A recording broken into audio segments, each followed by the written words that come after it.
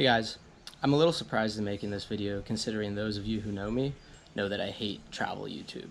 I find it to be quite saturated and kind of take a lot of the experience out of travel. That being said, I felt like I had to make this video for a multitude of reasons, which I'll get to as I go through this video. But don't expect this to be your typical travel video. I'm going to be talking about 7 life lessons that I learned. Let's try that again. 7 life lessons that I've learned through travel and that I'm hoping will inspire you guys to travel, maybe just to think differently about the world. My first lesson is about sobriety and kind of how traveling has made me realize the true beauty behind sobriety. When I was in high school, my first 2 years of high school, I stayed away from all drugs. I would say that I was a relatively happy person, definitely misunderstood, but I had a passion and I was chasing it and I wasn't going to let drugs interfere with me. By the time junior year rolled around, I had broken my ankle and could no longer pursue the passion I loved. That was also when this spark of curiosity turned on for me about marijuana, and I spent almost all of 11th and 12th grade getting high instead of finding a new passion or drive to chase. I really thought people who live sober lives were honestly boring, and that couldn't be more far from the truth. So I've spent 4 months in South America. I went home for 2 months to work, see my family for the holidays, get some more money together, and now I'm in Asia, and I'll be here for another 6 months. So when I got to South America, I was expecting that I would have to quit smoking pot because I wasn't sure about the laws down there and a lot of other reasons. Maybe it would be good for me to take a break. I wanted to write a book. Pot just makes you lazy, at least in the way I use it, or used it. And when I got to South America, it turns out that pot is decriminalized in most of the countries I was visiting.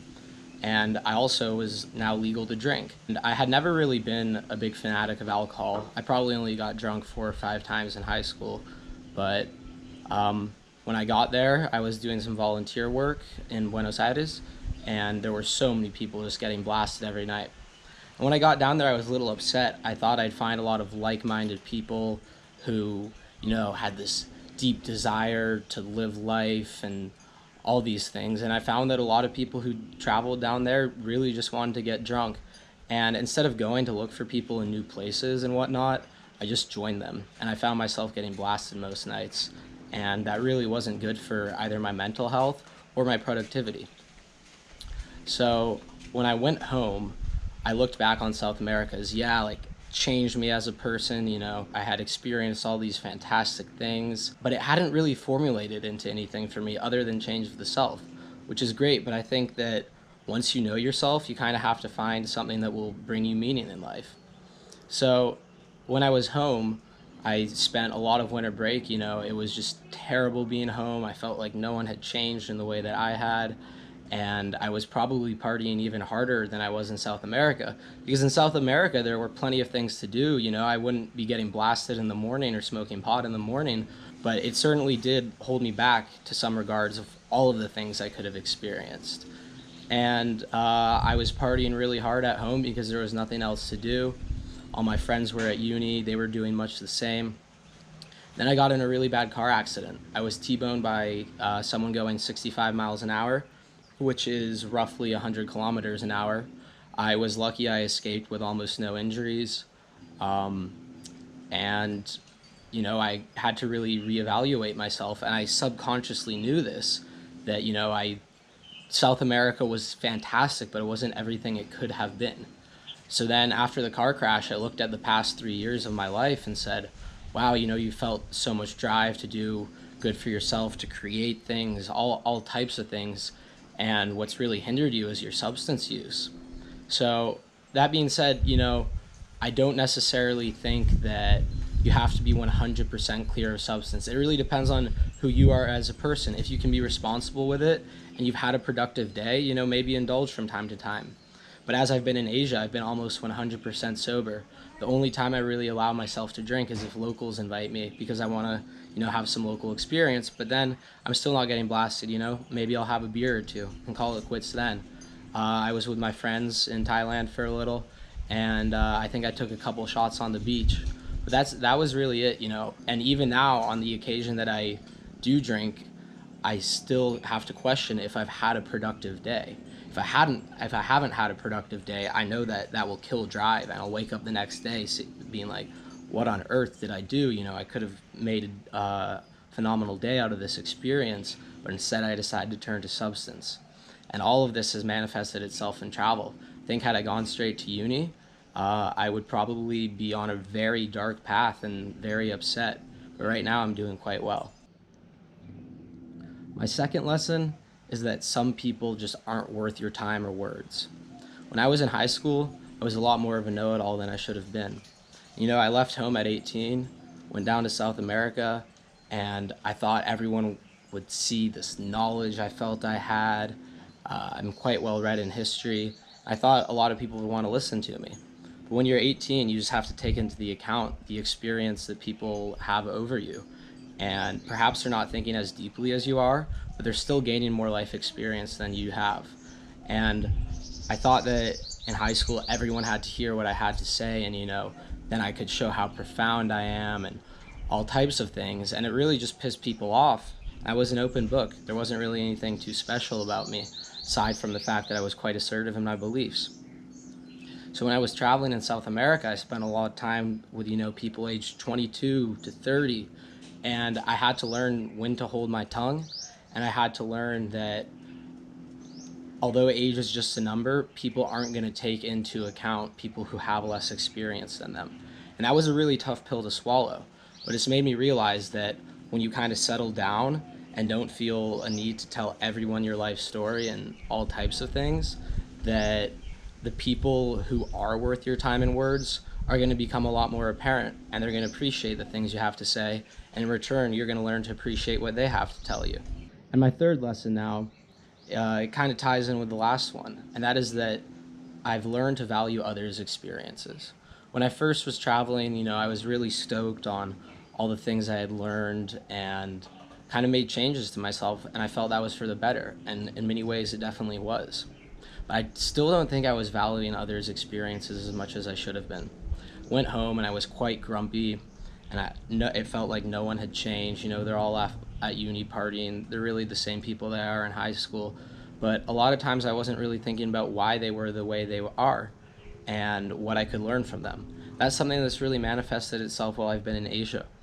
I spent some time in Ho Chi Minh, and I met this really interesting guy who was, nearly 4 times my age, and he had an incredible life story, a very hard life story.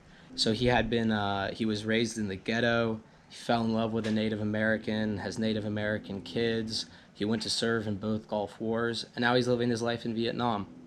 And as cool as his life story was, I found that a lot of times he would interrupt me. Sometimes I would do the same to him, and he wasn't really listening to what I had to say. And I thought that a lot of times had to do with my age, and that certainly did play a role in everything. And I'm a big advocate of the truth. I'm reading this book right now. It's called The Story of Philosophy by Will Durant. I highly recommend it. And in the opening passage, it says, "The truth will set you free." And I think that's true. And I think a lot of his ideas were rooted more in his experience than in what I saw to be the factual truth. And I would pursue the truth in conversations with this guy without really accounting for his experience. And even if what he said wasn't always factually true, it came from a certain experience. And I realized that a lot of times what I was saying I thought should be heard out because it was nothing but the factual truth. But then I realized, why do I feel like I need to be heard out? Even if I am being what I see as a carrier of the truth, this guy needs to be heard out because he's had a long, painful life, and his whole childhood he wasn't heard out. And I was heard out. So maybe just letting him speak, and even when I didn't agree with him, take account into his experience, and that attention that I could have given to him, and I did wind up giving to him, was a healing for him. He hadn't been heard out his whole life. I had been, so maybe it was time just to sit and listen. And that's what I've been trying to do ever since then. Take in people's experiences. They always have something new to teach you. We all live vastly different lives. And a lot of times, it's really hard to see things through things other than your own experience. But when you try, it will be there. And you'll wind up being a lot more of a humble person. So my fourth lesson is a rather typical one, and you probably have heard this before, but travel is great for overcoming obstacles and just all around making you a more proactive person.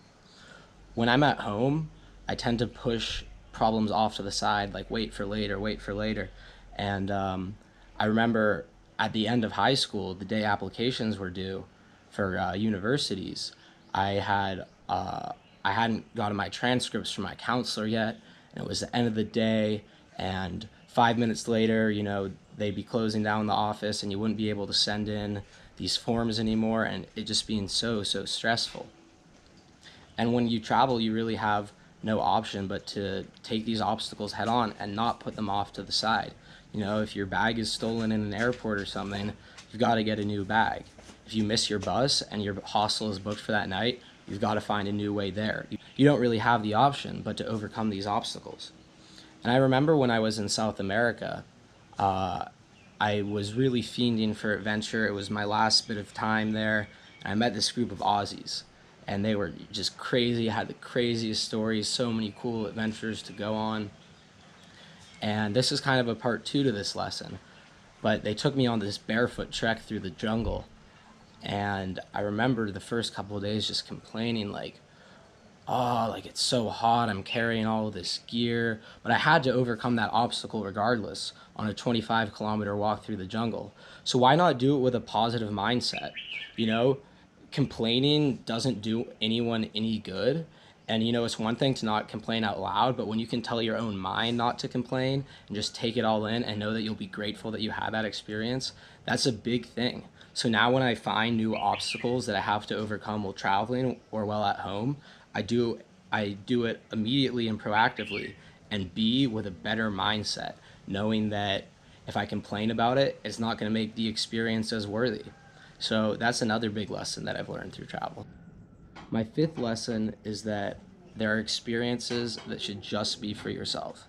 And this is, again, kind of a double lesson. I'm also going to talk about social media use and how that relates to valuing your own experiences. Back to the Aussies in Colombia, when we got to this campsite and we were camping on the beach, and it was beautiful, there were so many stars, I remember being quite bummed out, thinking, geez, if only my close buddies from home were here to share this experience with me, maybe a lot more meaningful. Now in hindsight, I was like, wow, that experience was really kind of just for me. And now when I travel, I don't even really tell too many stories to the people back home. I'm not really even updating people back home on my travel plans as I go. Very few people even know what country I'm in right now. I only really tell my close friends and family what I'm up to. And sometimes I won't tell anyone anything at all because it's just for me. And that may sound like a big daunting thing, but I think a lot of the times that we want to share experience isn't necessarily for a very good reason, but rather because we want attention from it. And that's where I'm going to lead into social media. When you're in the midst of beautiful experiences, see people taking photos and whatnot, and maybe take a photo, but save it for yourself. And I think social media is a very double-edged sword. You got to think about why you're uploading a photo, especially people in my age range. I found that people that I meet who are older generally can use social media in a yet less abusive way. So now when I take photos when I travel, if it's a less meaningful experience, but still, a cool photo that I felt like I put work into behind editing for a couple hours in Lightroom or whatnot, yeah, I'll upload it once I'm home. But when I'm traveling, I almost always try to stay off of social media. I've deleted all the apps. Maybe once or twice a week, I'll go on my computer just to see what's up. But I've realized that I don't really care about what's going on back at home. People are posting a lot of the same things. To me, it looks like they're really just looking for attention rather than sharing something they think is cool. So when I do take photos of the most beautiful experiences, if it's really truly that beautiful, I won't even take out my camera. But I probably won't share it with anyone. And I find that, there were a couple instances in South America where I had a beautiful experience, and ended up sharing that photo, and it lost a lot of meaning to me. The same thing can be said about my writing. I'm a writer. And when I write something I really truly like, I'll send it to a couple friends, maybe even post it online. And even when it gets good reception, I'm like, wow, this doesn't really carry as much weight to me. And at the end of the day, you shouldn't keep everything in life to yourself, but there are certain things that really shouldn't be shared with other people. Back to social media, I think of it really as it's nothing more than a fake currency. Like I said, you've got to think about why you're uploading things. A lot of times, I'd spend a lot of time on a photo, I'd upload it, and I wasn't following the social norms of my generation. I would maybe get 200 likes, while people were posting selfies at parties getting 700 likes. And that really hurt my ego. And I realized, why does it hurt my ego? Like, you have to think about these things. And I think that once you realize a lot of these things, you can begin to use social media more responsibly. Now when I upload a photo, I'm not too concerned about the interaction. But for now, I don't think I'm going to be uploading any photos or any experiences until I'm back home. And again, all the really, really important experiences to me, I certainly won't be posting about on social media, and I may not even tell my closest friends if they're that dear to my heart. And as we've gone down this kind of cultural path to this accumulation of likes and whatnot, there's actually psychological studies coming out showing that people are depressed when they don't get enough likes and whatnot. And you realize that a lot of these posts aren't even the people themselves or who they are, but how they want to be seen. And then you go back to you go back and you open your phone and you see all these people who may or may not be having fun, but look like they're having fun and look like they're really cool and part of this counterculture or the mainstream culture, and you envy them. And you have to think about, hey, maybe they weren't even having fun when they took this photo. They just went to the spot to get the picture for Instagram so people would like them more. And I think this is something that subconsciously a lot of people know, but social media has become so addictive and so part of our lives that, they still refresh, and that really ruins productivity too. I used to wake up in the morning and look at Twitter, and I'm just sent into this political firestorm, and really makes me angry seeing things I disagree with, and then that would kind of ruin my whole day. And now when I wake up, I write for 2 or 3 hours, and then I go out and experience things. And as I've stayed off of social media, I've had a lot more self-esteem, and I'm just looking at the world through the eyes that were really meant to be seen through. This isn't to say that you can't share certain experiences. I think there's a balance to everything. I've ridden a motorbike around a lot of Asia. I take my GoPro with me. There's cool things that I film, and maybe that'll manifest into another video sometime. But I certainly won't be sharing my most meaningful experiences. I remember when I first came over here, I kind of had the intention of being a travel YouTuber, and then I realized, wow, this would take experience out of a lot of things. I was making a travel guide on how to get into an abandoned water park in Hue, back in Vietnam, and I realized I was filming, maybe more than I should have been, and I was with this really, really cool guy who I really bonded with, and I just put down the camera. As we were going through that abandoned water park, I was having a phenomenal conversation with him about so much, philosophy of the political state of America, and had I been filming all of that, I wouldn't have had that conversation.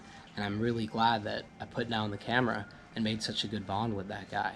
My sixth lesson is that telling the truth can rarely be a bad thing. I think a lot of times when people tell lies, it's to benefit them for a short period of time, never in the long run. And it's been psychologically documented that the more white lies you tell, if you're telling a funny story to your friend, you may add a detail that's not necessarily true, but it makes it a better story. And as these white lies accumulate, you find that you're more willing to lie to yourself. So it may be almost selfish to say, you shouldn't even really be considering the fact that it can hurt other people, although you should, but in the long run, you're really hurting no one but yourself by telling lies. One of the big things about all of this is that I'm an American, and although I'm a Canadian citizen, when I first started traveling, I realized that in hostels, there's a lot of ignorance assumed about Americans. Whether that's fair or not is up for debate. So I started identifying as a Canadian. Sometimes I'd even throw on an accent. And I did it up until quite recently, assuming that I wouldn't get respect if I went by the pretense that I was American. And what I found when I've told people that I'm an American is they say, hey, wow, you really changed my perspective on Americans and whatnot. I think a large part of this is that there's not a lot of Americans who travel long term. So it's quite rare for me to be doing what I'm doing. And I don't mean that in a pretentious way, but I think if more Americans traveled, there'd be less of a blind spot to this presumed ignorance about Americans. My last lesson is, again, slightly touched on by other videos, maybe not in as in depth of a sense, but it's meaning in life. And again, this is manifested through travel for me. When I was home, I was talking about those 3 years where I was using drugs more than I should have. And I felt like I had this deep desire to go out and conquer the world, but I wasn't sure what it was. And both of my parents are writers. For a long time, I felt like, I could never write. They're rather boring. Well, I've been reading some of their books recently, and they're actually very interesting people.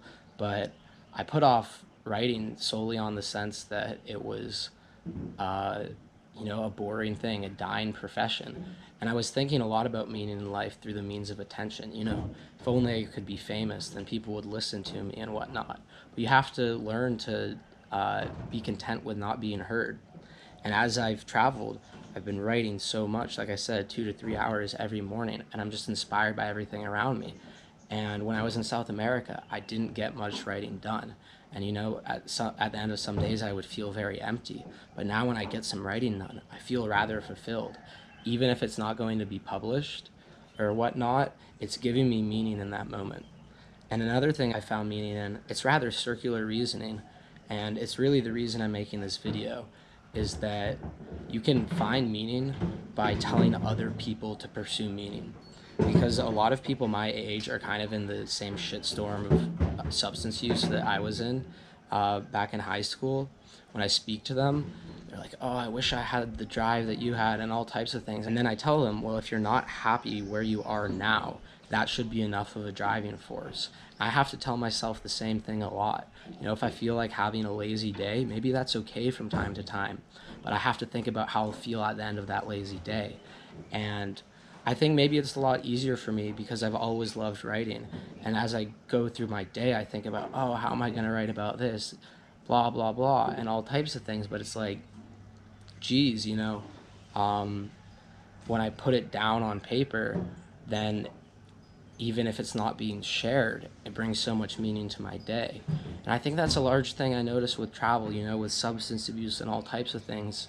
I think the saying that all those who wander are not lost is true to a degree, but I see 30-year-olds in hostels who are there for 2 weeks and just getting drunk every night, and they're really running from themselves. And I think that you have to be responsible when you travel. And that was something that I wasn't in South America. And a lot of those experiences slipped away and didn't turn into the writing they could have turned into. So you really have to think about what you're passing up on the day-to-day basis. I'm not saying it's going to be easy. Like I said, I went through a long period of time where I wasn't sure if writing was right for me. And maybe it won't be in the future. But for now, it's what's bringing my life meaning and just having conversations with people. And in the grand scheme, yeah, I'm a nihilist. I'm an agnostic, but regardless of if it's a simulation or if there's a God or whatnot, when you wake up every day, your reality is going to be the same thing. The best thing you can do for yourself is find meaning just in that reality. Even if at the end of the day it wasn't really towards anything, you'll be put to rest knowing that at least you were pursuing something.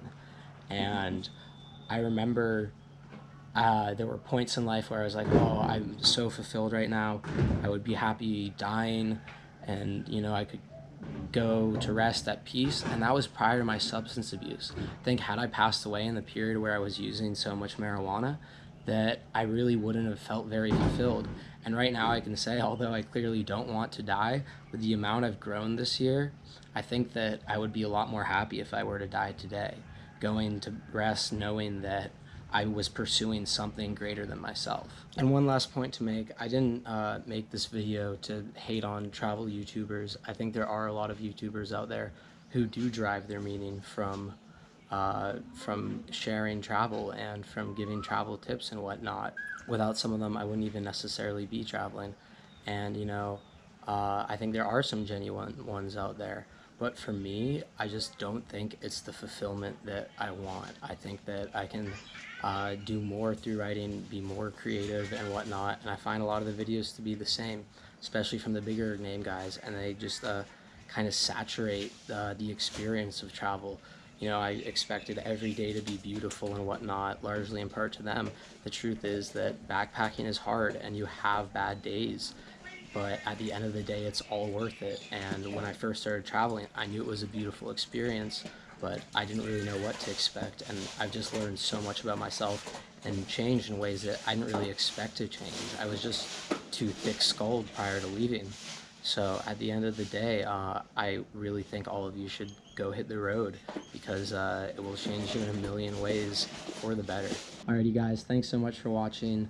You know, I'm not going to make too many videos going forward. I may make a couple snippets of GoPro footage that I've accumulated on my traveling, but I don't think you can expect to see too many more videos from me in the future. But for now, this is just something I felt like I had to do. So whether you hit that subscribe button or not, I'm not too concerned. I just hope that this has made you maybe consider traveling and see how much I've learned at just such a young age. Or maybe just think about these things more deeply. Maybe you don't have the means to travel, although it is easier than you expect. But I hope that watching this has made you rethink the way you're living maybe, or your pursuits or whatnot. Or maybe, you know, just pick up that bag, hit the road. I only have like $3 grand in the bank right now, and I'm expecting to make it 5 more months. So it's a lot easier than you think.